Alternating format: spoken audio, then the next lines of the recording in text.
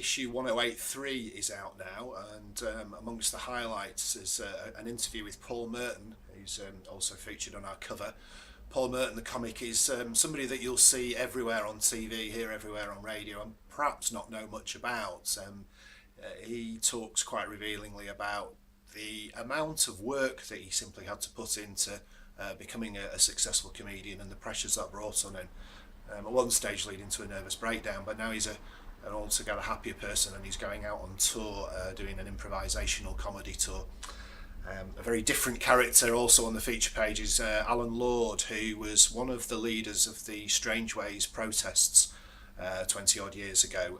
We've got an interview with him in which he warns that some of the prison conditions which had improved after the Strangeways protests are returning with cuts, and that the pressure on prisons and on prisoners is so great he fears that you might get something of a similar outbreak of violence again.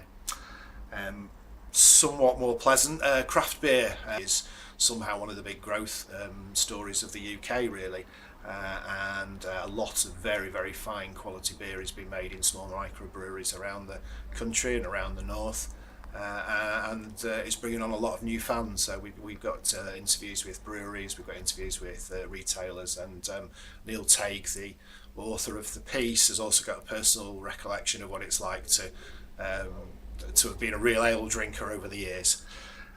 Elsewhere in the magazine, Lorraine Bracco writes a letter to her younger self. She's not necessarily a household name, but TV fans will recognise her as the psychiatrist in The Sopranos, and also in another mafia-based production, Goodfellas, from also 20 odd years ago.